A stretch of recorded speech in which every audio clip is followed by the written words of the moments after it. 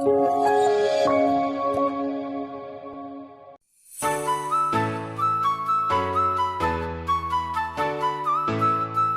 Negeri 1 Palembang, SMA Sabres 3 Palembang, SMK Arinda, SMA Metodis 2 Palembang, SMA Negeri 9 Palembang, SMA Negeri 16 Palembang, SMA Negeri 13 Palembang, SMA Negeri 12 Palembang, SMA Negeri 18 Palembang,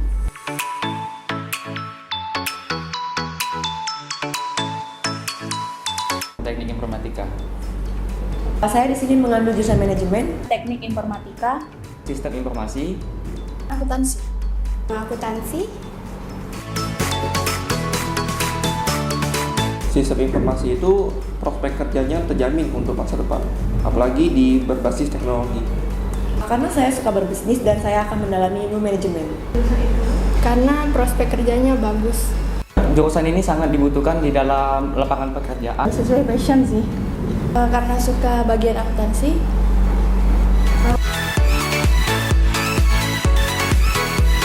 Referensi dari keluarga. Dari saudara. Saya tahu dari kakak saya. Keluarga. Dari keluarga. Dari keluarga. Tahu dari teman, keluarga, terus dari internet. karena MDP itu sudah terkenal dengan jurusan komputernya awalnya. Karena menurut saya kampus MDP itu merupakan kampus berbasis teknologi. Di MDP berbasis teknologi nomor 1. Karena MDP salah satu kampus swasta terbaik di Palembang. Karena MDP swasta terbaik di Sumatera Selatan. MDP itu adalah nomor 1 di swasta.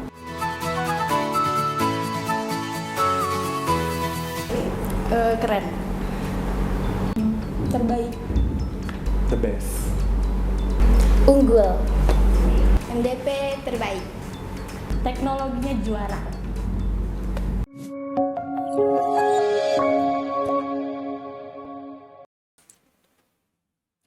Halo, selamat pagi Sobat MDP TV. Kembali lagi di Bincang Santai. Bincang Santai berkualitas. Nah, kali ini kita akan membahas dengan lebih dekat dengan SMA Negeri 16 Palembang bersama saya Rika Amelia. Beragam sekolah tentunya sudah kita hadirkan setiap minggunya membahas lebih dekat dengan sekolah. Nah, sudah kita hadirkan pula juga minggu ini salah satu sekolah yang terkenal di Kota Palembang. Sebelum masuk pada materi, saya informasikan bahwa penerimaan mahasiswa baru tahun 2023-2024 Universitas MDP telah dibuka. Untuk info lebih lanjut silakan ke Instagram Universitas MDP atau bisa datang langsung ke Gedung Raja Wali Universitas MDP. Nah, kali ini kita sudah kedatangan tamu dari SMA Negeri 16 Palembang. Halo, selamat pagi. Halo, Boleh pagi, perkenalkan diri dulu ke Baik. Sobat MDP TV. Perkenalkan, nama saya Muhammad Safarudin Pratama. Saya dari SMA Negeri 16 Palembang. Saat ini saya berada di kelas 12. Di sini saya selaku perwakilan dari SMA, mewakili selaku ketua OSIS dari SMA Negeri 16 Palembang. Baik. Perkenalkan, nama saya Muhammad Imam Hafiri Tonga. Saya perwakilan dari SMA Negeri 16 Palembang. Saya sekarang kelas 12 SMA. Sekarang ini lagi kesibukannya sedang apa? Untuk Imam dan Safar. Kalau dari Safar sendiri sekarang itu sedang sibuk di OSIS sih Kak, kalau buat sekarang. Soalnya kan kita udah di penghujung jabatan, jadi sedang persiapan buat pelantikan untuk angkatan baru Kak. Selain itu juga mempersiapkan untuk Iya, untuk masuk ke PTN. benar Persiapan sekali. buat dapetin lanjut ke pendidikan selanjutnya. Kalau Imam juga sama. Sama Kak. Ada kegiatan nih dalam waktu dekat yang akan dilakukan sekolah ataupun pribadi? Kalau mulai dari pribadi sih Kak, sesudah pergantian jabatan OSIS ini mungkin lebih giat belajar lagi Kak, buat fokus untuk dapetin PTN yang diinginkan oleh Safar. Kalau buat sekolah sendiri sih Kak, kalau untuk sekarang mungkin beberapa minggu ke depan bakal ngadain namanya pemilu untuk pemilihan ketua OSIS Kak. Itu untuk jangka pendeknya. Kalau buat jangka panjangnya insya Allah kita bakal ngadain acara yang namanya COSE Kak. Dimana acara itu tuh acara yang ngundang seluruh SMA Sumatera Selatan Kak. Untuk Safar, dalam kegiatan dalam waktu dekat ini apa kegiatannya? Kalau saya Imam, untuk kedepannya saya sedang mempersiapkan diri karena untuk kedepannya saya nak masuk ke universitas juga. Jadi saya kesibukan sekarang les. Oh, jadi sama-sama untuk mempersiapkan Iya, ke Kak, jenjang benar. berikutnya ya. Iya. Kalau boleh tahu, SMA Negeri 16 itu tepatnya itu di mana? SMA Negeri 16 itu memiliki alamat di Jalan Lebak Murni atau juga dikenal dengan Jalan Swadaya Murni, Kak. Untuk lokasi lebih lanjutnya itu mungkin dari sebelum Pasar Perumnas, Kak, ada Simpang 3 Sematang Borang, bisa lurus aja, Kak. Nanti ada pelang buat ke arah sekolahnya, Kak. Berarti cukup jauh ya dari sana ke sini. Iya, cukup jauh, Kak. Boleh. Untuk sekolahnya sekarang itu masih sistem full day atau masih sistem biasa? Boleh. Untuk sekolahnya itu masih sistem biasa, mulai masuknya dari pukul 6.40 sampai pulangnya setengah 2, Kak. Itu kalau ada keterlambatan ada toleransi atau ada hukumannya nih? Itu ada hukumannya, Kak. Hukumannya minimal berapa nih? Apa terlambat 5 menit masih ditoleransi atau hukumannya tuh ada misalnya berdiri dulu baru masuk nanti? Kalau sudah bunyi bel itu, siswa kalau mau masuk sekolah itu di stopin dulu, Kak. Terus dihimbau untuk nganui tanaman. Oh, pagarnya langsung dikunci ya, begitu 40. Tapi kalau hujan ada toleransinya? Kalau hujan ada toleransi, Kak. Ini sebelumnya itu selepas dari pandemi pasti belajar Sekolah, online iya, ya. Kak, iya. Gimana? Enakan belajar online atau offline nih? Sekarang kan udah masuk offline semua ya. Kalau menurut Safar pribadi sih, Kak, lebih efektif belajar offline sih, Kak. Soalnya kan kita bisa langsung berinteraksi ke gurunya, bisa bertanya juga ke guru. Jadi materi yang diajarkan itu lebih jelas, Kak. Kalau cuman belajar online menurut Safar kurang sih, Kak. Oh iya, kurang paham ya kita Iya, ya. benar. Apalagi kalau online itu bawaannya mengantuk, Iya. kadang terlalu santai. Kurang fokus juga, Kak, dalam belajarnya. Kita juga jadi kurang kenal sama teman, Iya. jadi kurang banyak kegiatan di Jadi rumah kurang aja. berkesan rasanya kalau belajar online. Jadi lebih senang belajar offline sih. Untuk Imam juga sama, senang belajar online, Iya, offline. Offline, Kak. Nah, salah satu yang bisa dilakukan untuk menjadi siswa yang aktif ialah mengikuti kegiatan yang diadakan di sekolah, misalnya organisasi, lomba, kegiatan ekskul, dan lain-lain. Kenapa kita harus jadi siswa yang aktif menurut Safar dulu? Kalau menurut Safar sih, Kak, kenapa kita harus menjadi siswa yang aktif? Karena buat sekarang itu kita harus sudah bisa mempersiapkan diri kita. Soalnya kalau kita menjadi siswa yang pasif, bisa dibilang kita itu malas-malasan di rumah, Kak. Nggak ada kegiatan yang mengisi waktu luang kita. Mungkin cuma dipakai buat main game dan lain-lainnya. Jadi saat kita menghadapi dunia perkuliahan, dunia kerja yang jauh lebih keras dari sekarang, kita jadi kaget, loh kok gini, biasanya nggak begini. Jadi kita itu mulai sekarang harus bisa membuat diri kita aktif. Mungkin kita bisa ikut organisasi, bisa ikut ekskul yang bisa membuat personal branding kita jadi meningkat. Jadi persiapan kita buat kedepannya itu sudah matang. Jadi nggak perlu kaget lagi buat ke jenjang selanjutnya. Harus dipersiapkan dari remaja ya. Iya, benar, dari Kak. SMA kita harus banyak persiapan Iya. untuk bangun karakter, bakat, dan minat supaya kedepannya tuh kita nggak bingung lagi mau kemana, Iya. dan harus ngapain. Nah, untuk Imam gimana nih? Seperti yang Sapar ngomong tadi, kalau kita jadi pasif itu kita kurang lebih mengenal pelajaran yang ada di sekolah. Kalau kita jadi aktif, kita bakal lebih mendalami pelajarannya. Misalnya pelajaran matematika lebih dipahami lagi, kita juga bisa jadi aktif, kita tanya guru misalnya pelajaran yang tidak diketahui. Jadi daripada kita diem bae, lemak kita bertanya, jadi aktif. Karena juga kita tuh selain mengikuti pelajaran yang di kelas, kita juga harus bangun relasi di luar. Iya, benar, Kak. Dengan ikut kegiatan juga, misalnya kita bisa ikut kegiatan di luar, kenal dan ketemu sama orang-orang luar Iya, juga. benar, Kak.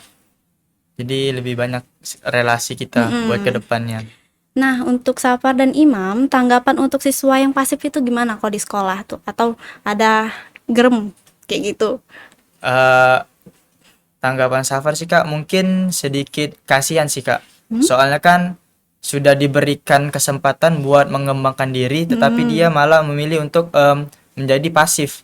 Menurut Sapar sih itu sangat merugikan buat dirinya sendiri sih Kak. Jadi Sapar sendiri untuk kawan-kawan yang suka pasif, suka Sapar himbaukan agar seperti kayak kamu tuh bisa lebih aktif lagi, kamu bisa jadi berprestasi lagi, asalkan kamu itu bisa aktif dan bisa mengatur waktu kamu. Kalau terus-terusan males, gimana buat kedepannya? Jadi kan susah di diri sendiri. Jadi kalau bisa sih untuk siswa-siswa yang pasif itu diusahakan buat memanage dan memanfaatkan waktunya sebisa mungkin supaya kita itu bisa menjadi siswa yang aktif dan juga siswa tuh yang bisa membawa nama diri sendiri lah minimal keluar Kak. Menurut Imam? Seperti yang dikatakan Sapar tadi, kalau pasif itu rugi Kak, karena kalau pasif itu kan diem baik Kak ya. Iya. Nah kalau kita diem baik itu tidak bakal nyelesaikan masalah Kak. Jadi kalau kita tingkat ke untuk jadi aktif, mungkin kita bisa jadi lebih ngerti Kak tentang apa yang kita lakui. Itu Kak. Karena mungkin ada aja siswa tuh yang dia tuh sebenarnya pasifnya itu dia tuh cuma fokus belajar aja. Iya. Dia belum tahu nih bahwa pelajaran sama bakat di luar itu penting, sama-sama penting. Harus diseimbangkan Kak. Jadi diseimbangkan itu harus penting juga. Iya. Nah, semua orang harus berprestasi karena setiap orang pasti punya ambisi. Prestasi juga sebuah hasil pencapaian usaha yang patut kita banggakan. Apakah prestasi itu wajib bagi seorang siswa nih? Kalau menurut Safar sih Kak, prestasi itu wajib atau enggak?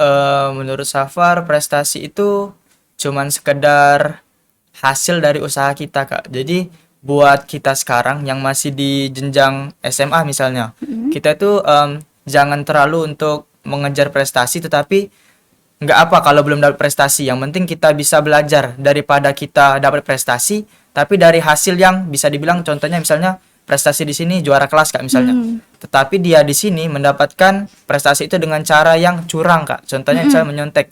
Menurut Safar itu kurang sih Kak. Lebih baik kita belajar dengan serius, mendapatkan hasil sesuai yang kita belajarkan. Jadi kita itu dapat pengalaman. Jadi prestasi di sini itu cuman sekedar buah hasil dari yang kita sudah lakukan. Kalau cuman sekedar mengincar prestasi tanpa mengincar pengalaman, menurut Safar kurang sih Kak. Iya, Jadi benar. kita harus mengedepankan yang namanya pengalaman kita Kak. Benar sekali. Menurut Imam?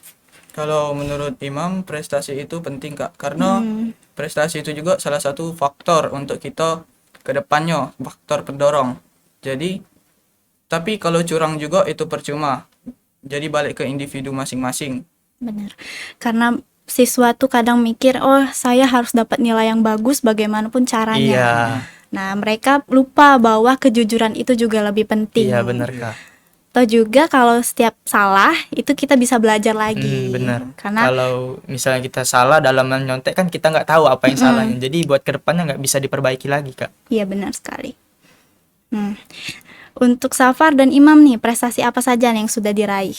Kalau buat Safar sendiri sih Kak, kalau buat dari prestasi pribadi mungkin di SMA ini alhamdulillah Safar menjadi juara 1 umum Kak dari kelas 10 sampai dengan sekarang alhamdulillahnya. Terus juga kalau buat prestasi yang di non akademik mungkin pas pelatihan OSIS ketua OSIS Sumatera Selatan alhamdulillah Safar menjadi peserta terbaik nomor 1 Kak di acara tersebut. Dan juga akhir-akhir ini Safar pernah mengikuti lomba puisi se-Kota Palembang dan alhamdulillah juara 1 juga Kak.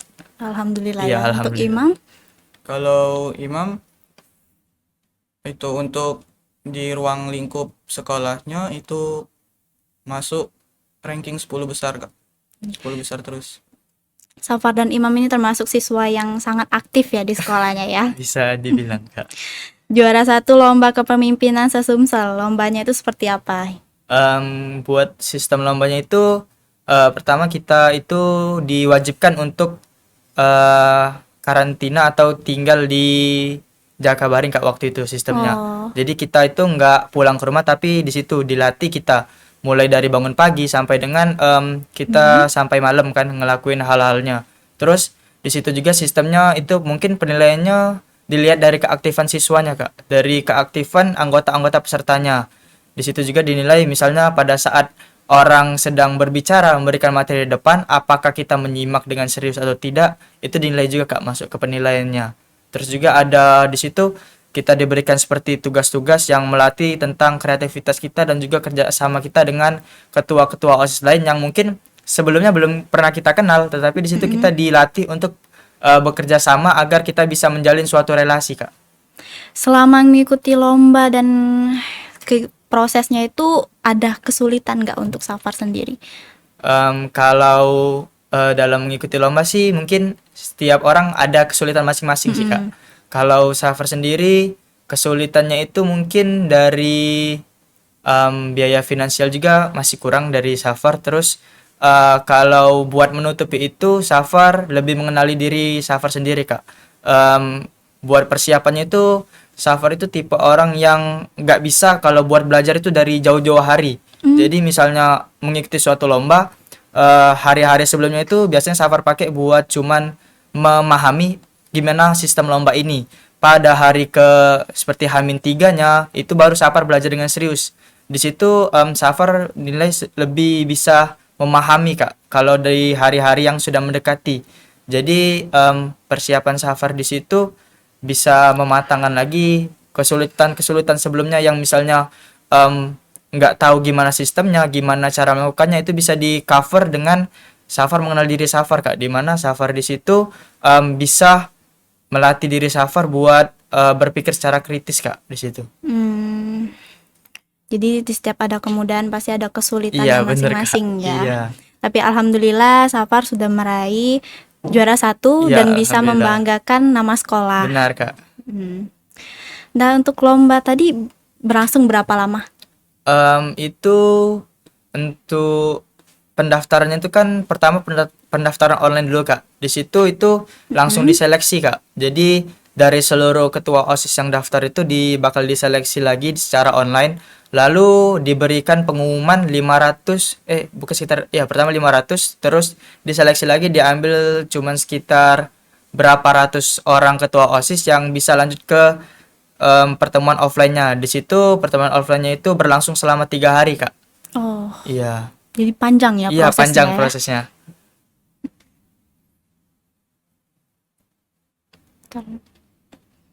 Kenapa nih sekolah menunjuk Safar sebagai perwakilan dari lomba? Apa karena Safar sudah sebelumnya berpengalaman atau memang tadi ketua OSIS ya? Iya. Untuk prosesnya tadi tuh panjang tuh. Iya benar Kak. Kenapa sekolah milih Safar? Mungkin kembali lagi karena sistem lombanya itu sistem ketua OSIS, tapi juga bisa mungkin kalau diwakilkan, tetapi mungkin sekolah lebih mempercayakannya kepada Safar karena di situ kan Safar juga selaku ketua OSIS, dan juga mungkin sekolah tidak terlalu beranggapan buat Safar itu bisa menang, tetapi pengen melatih siswa-siswanya untuk belajar lebih lagi Kak. Jadi mungkin Safar diberikan kesempatan itu karena mungkin dinilai Safar bisa meneruskan apa yang sudah didapat dari lomba tersebut kepada anak-anak OSIS yang lainnya Kak.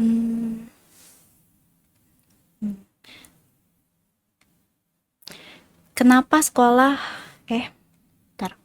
apa yang menjadi motivasi nih sampai akhirnya berprestasi seperti sekarang? Motivasi Kak, kalau buat motivasi diri Safar sendiri sih Kak, pengen ngangkat derajat orang tua sih Kak. Soalnya kan siapa anak mana yang nggak pengen ngangkat derajat orang tuanya sendiri, buat orang tuanya bangga, dan juga bisa membuat orang tua kita tuh seneng. Siapa Kak yang nggak pengen begitu? Terus juga motivasi Safar itu tipe orang yang nggak mau kalah sama orang lain. Jadi setiap kali mengikuti suatu kompetisi atau hal-hal yang berhubungan dengan persaingan, Safar itu serius Kak. Jadi Safar itu tipe yang nggak mau kalah, tetapi juga bukan tipe orang yang nggak mau nerima kekalahan. Jadi motivasi diri Safar sendiri itu mulai dari orang tua, orang-orang terdekat yang pengen Safar banggakan, dan juga Safar juga ingin menjadi seseorang yang bisa berguna bagi nusa dan juga bangsa Kak. Jadi ada dukungan dari orang tua. Iya, benar, Kak. Dan juga. Nah, untuk Imam,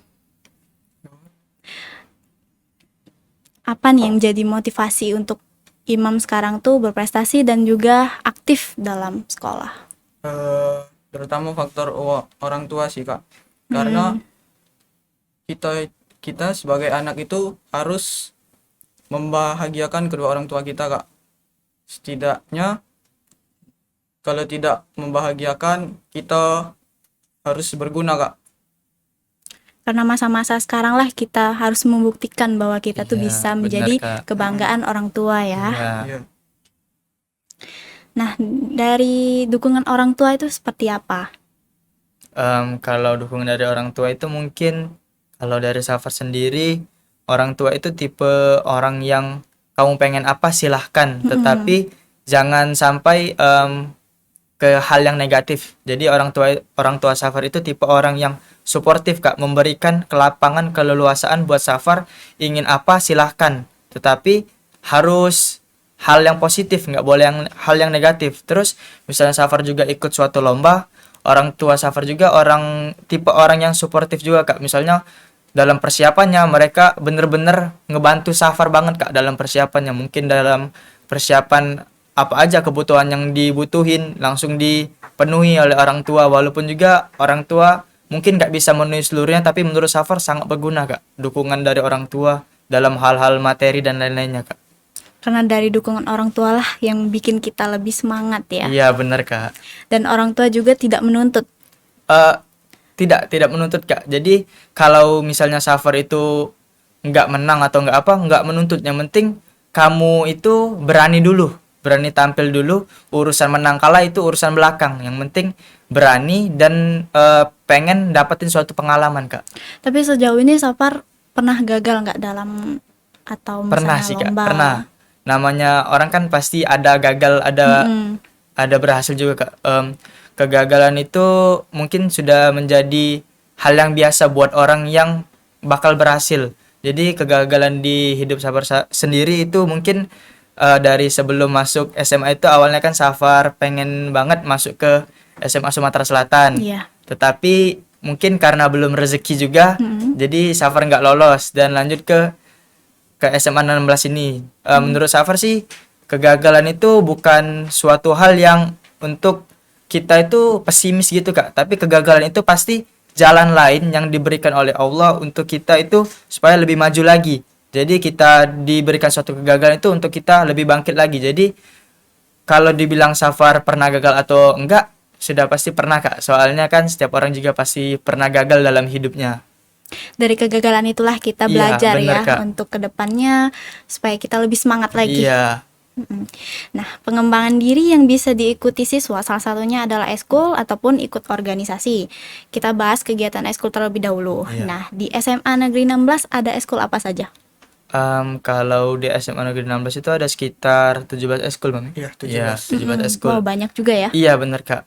Mulai dari itu dibagi menjadi 6 kelompok. Yang pertama keagamaan, yang kedua itu bela negara, yang ketiga kepemimpinan, yang keempat itu kesenian, kelima keterampilan, dan 6 itu olahraga dan bela diri Kak. Jadi kalau untuk eskulnya sendiri kami ada kerohanian Islam, lalu ada juga pramuka, ada paskibra, ada majalah dinding, kesenian tari, cheerleaders, terus ada juga paduan suara, lalu ada juga PMR, UKS, terus ada kelompok ilmiah remaja. Dari olahraganya itu mungkin kami ada voli, basket, bulu tangkis, lalu ada juga futsal. Dari bela dirinya itu ada karate, taekwondo, lalu silat, dan juga apa ada tidak? Sudah itu. Dari banyaknya eskul pasti diwajibkan untuk siswa untuk mengikuti kegiatan ya. Iya benar Kak. Dari awal masuk itu kita sudah diberitahukan eskul apa aja yang ada di SMA. Terus kita wajib memilih salah satunya. Jadi kita itu di SMA 16 itu dilatih menjadi siswa yang aktif Kak. Kamu pengen apa silahkan. Jadi dari banyaknya eskul ini dipilih salah satu yang mana kira-kira yang sesuai dengan minat kita Kak. Apakah masuk eskul itu harus ada sebelumnya tuh harus ada bakat, apa terbuka untuk siapa aja bagi yang mau bersedia belajar? Kalau buat eskul sih kita sistemnya yang pengen ngajar bareng-bareng Kak, bukan tipe yang kamu sudah ahli kamu harus masuk, yang nggak ahli nggak masuk, bukan Kak. Di sini di SMA Negeri 16 itu sistemnya kita belajar bersama Kak. Jadi siapapun yang emang niat buat masuk ke eskul tersebut, silahkan kita belajar bareng, kita kembangin diri secara bareng-bareng, bukan cuman yang bisa aja yang boleh ikut, tetapi terbuka buat umum Kak, yang niat buat melatih skillnya Kak. Kalau Safar dan Imam di SMA 16 itu ikut eskul apa? Silakan coba dari Imam. Kalau dari Imam itu ikut ekskul Paskibra Kak. Karena untuk melatih diri Imam sendiri secara kepemimpinan itu seperti apa, baris berbaris itu seperti apa. Mungkin Imam juga bakal minat untuk masuk polisi. Jadi Imam memilih ekskul Paskibra Kak. Sudah ikut lomba sebelumnya? Sudah Kak. Tetapi yang tahun kemarin itu kalah Kak. Nah, untuk sekarang ini lagi lomba, hari ini pengumumannya Kak. Semoga ya. Amin. Untuk Safar? Kalau Safar sendiri, kalau eskul Safar mengikuti eskul volley Kak. Karena Safar itu senang aja main volley. Soalnya dari SMP pengen banget ngelatih skill volley, tapi di SMP dulu belum ada eskul volley Kak. Jadi di SMA ini minat pengen ngelatih skill dalam bermain volley Kak. Berarti kegiatan eskulnya sesuai dengan hobi masing-masing ya? Iya benar Kak. Dari hobi itulah kita jadi lebih semangat ya? Iya benar. Tapi walaupun Safar sebagai ketua OSIS, pasti kegiatan eskulnya agak kurang aktif ya? Iya benar Kak. Nah, untuk menyimbangin antara itu sama antara kegiatan eskul, terus jadi ketua OSIS sama belajar, pasti sibuk banget. Iya benar Bagaimana Kak. cara ngatur waktunya tuh? Cara ngatur waktunya sendiri itu mungkin dari Safar itu melihat dulu kegiatan mana yang kira-kira paling penting. Itu harus diutamakan. Misalnya dalam kegiatan OSIS ini Safar itu harus banget, kalau nggak ada Safar misalnya nggak bisa berjalan. Jadi harus diutamain yang ini dulu Kak. Untuk misalnya eskul dan juga belajarnya mungkin kalau misalnya nggak terlalu penting bisa dibuat pada saat malam hari Kak. Jadi yang penting dilakuin pada siang hari, sisanya dilanjutin di malam hari Kak. Jadi sesuai kepentingan, yang mana yang lebih penting, yang mana yang kira-kira itu harus diselesaikan dalam waktu dekat Kak. Jadi dalam manajemen waktunya itu sesuai dengan diri kita sendiri, kita kira-kira dinilai dulu yang mana kira-kira yang emang di situ tuh kita harus banget dilakuin sekarang dan gak bisa ditunda lagi.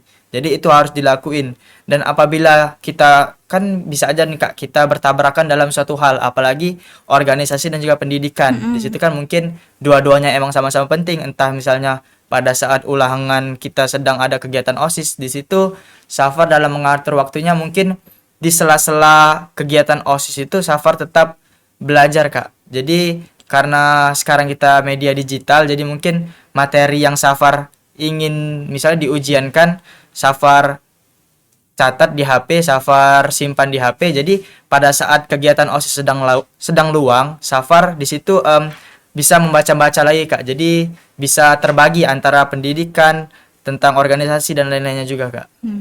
Untuk Imam sendiri apakah kesulitan untuk mengatur waktu? Sejauh ini tidak sih, karena sesuai omongan Safar tadi tergantung situasinya Kak. Kalau misalnya organisasi itu lebih penting, saya lebih memilih organisasi dan meninggalkan keperluan lain Kak. Karena kita juga harus bisa mengimbangin waktu sendiri Iya, ya. benar, Kak. Mana yang lebih penting dahulukan. Iya. Jadi dua-duanya tuh sama-sama seimbang. Iya benar Kak. Benar sekali. Nah, untuk suka dan duka jadi anggota OSIS. Suka dan dukanya mungkin kalau kita mulai dari duka dulu sih Kak. Kalau Ya, soalnya boleh. di OSIS itu duka yang sering kita alami itu mungkin sering gak terlalu dianggap oleh siswa sih Kak. Jadi kita sudah berusaha semaksimal mungkin, masih aja di kata-katain, dikritik, mungkin gak apa sih Kak. Yang penting kan kita kerja ikhlas buat mereka. Jadi sukanya itu mungkin dari mencari biayanya, entah dalam pelaksanaannya kan mungkin ada kekurangan-kekurangan yang harus kita tutupi Kak. Jadi buat dukanya itu kalau dari Safar sendiri mulai dari menghadapi para siswanya, Ya, menghadapi dengan guru-gurunya, kita harus gimana cara izin pada saat sedang belajar. Misalnya kita ada kegiatan OSIS contohnya, gimana cara kita buat izin dengan guru itu supaya nggak dimarahin. Terus juga entah kita ada satu kegiatan buat proposal atau apa pasti sering direvisi oleh guru. Jadi dukanya itu mungkin kita harus siapin mental juga siapin waktu kita Kak buat berhadapan dengan guru dan juga pihak-pihak lainnya Kak. Sukanya? Kalau buat sukanya sih Kak, misalnya kita ngejalanin suatu acara dan acaranya itu berhasil, rasanya itu senang banget gitu Kak. Bagi Iya, diri sendiri ya. bagi diri sendiri. Dan juga di OSIS itu menurut Safar orang-orangnya suportif sih Kak. Jadi kita itu mengedepankan yang namanya kekeluargaan Kak. Jadi misalnya yang satu juga sedang dalam duka, seluruhnya berduka. Seluruhnya senang, kita senang bareng. Jadi menurut Safar senang banget di lingkungan OSIS SMA Negeri 16 Kak. Terlepas dari itu semua tentunya ada dukungan dari sekolah ya. Iya benar Kak. Sekolah juga mendukung setiap kegiatan kita, mungkin dari persiapan waktunya, persiapan keuangannya dan lain-lainnya Kak. Nah, kita sudah bincang banyak nih. Sekarang kita sudah masuk di akhir acara.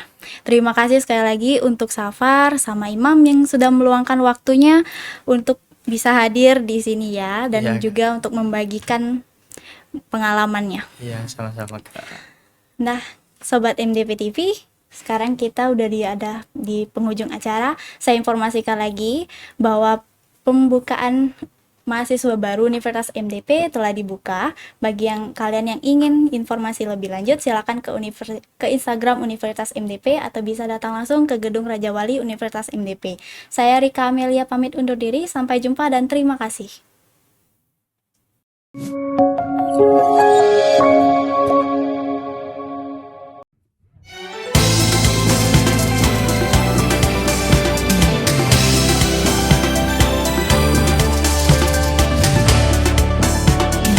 Kampus berteknologi tinggi, tempat belajar